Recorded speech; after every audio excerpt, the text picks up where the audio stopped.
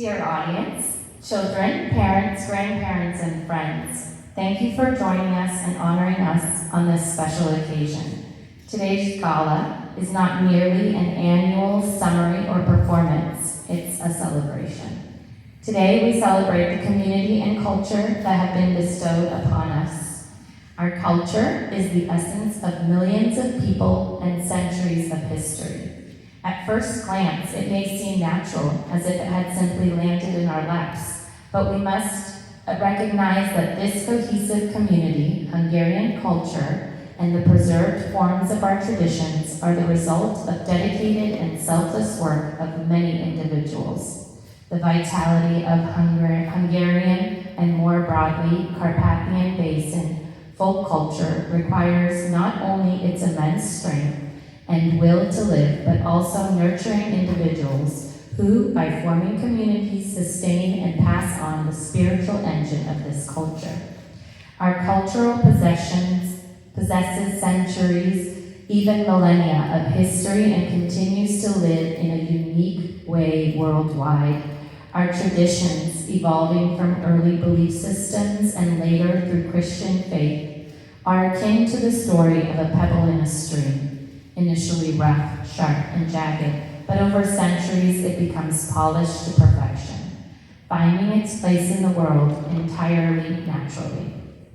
Despite many conflicts, folk culture, in a universal sense, exhibits extraordinary vitality and adaptability. It is difficult to destroy, but easy to distort, especially in today's rapid-changing, globalized world. Therefore, we must protect and preserve to remain true to our roots. The world rushes on, yet our culture dedicates a different pace. Folk culture can renew itself, but only in its natural rhythm, preserving the timeless value it represents. What does folk culture encompass beyond folk music, songs, and dance? Folk tales, gastronomy, faith and belief systems, notable days and festive customs, traditional costumes, architecture, agriculture, animal husbandry, and countless other crafts. Together, these elements form a complete picture. Over time, they have been refined to perfection, and the peasant world possesses immense knowledge in these areas.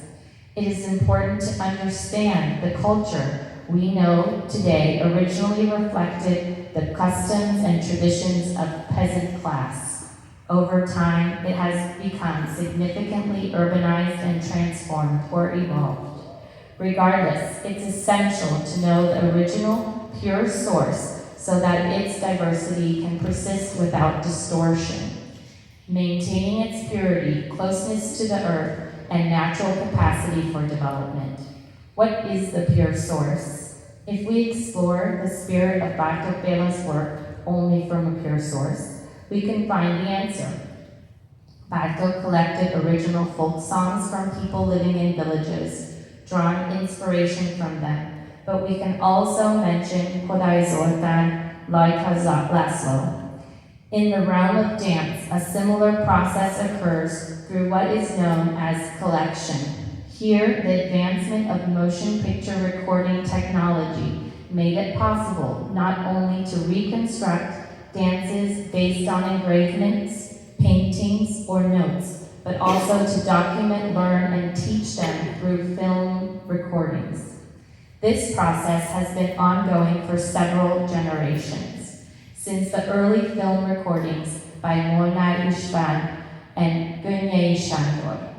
When discussing Hungarian folk dance culture, we must acknowledge the name Márton György. Without his work, our folk dance culture would not exist in such a structured and comprehensive form. Márton's collecting activities are fundamental to our knowledge of folk dance. His contributions are significant as those of Bartók and Kodály. In the context of folk dance research, we must also mention Pesóvár Ferenc, Pesóvár Ernő, Rábai Miklós, Timár Sándor, and Novák Ferenc Tata, and many other dedicated individuals who have done much to preserve and continue our dance culture.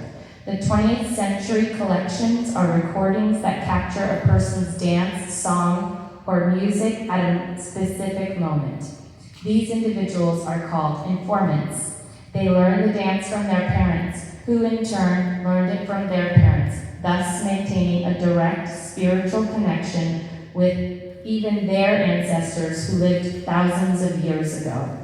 Today, we primarily learn from the collections to understand the culture of specific regions. We do not just think in terms of regions, but down to the village level. Our folk dance heritage is so rich. Unfortunately, the generation of informants is gradually disappearing. Therefore, it is critical to talk with our grandparents and parents whenever possible. Visit elderly people in Hungary and let them share their stories. For dedicated members of the folk dance movement, an informant from Transylvania is much a hero as Iron Man is to others. The full face of folk culture has somewhat faded by the 20th century, but fortunately, even enough knowledge and materials have been preserved for the folk dance movement to be born and kept alive. It is not enough to watch the film.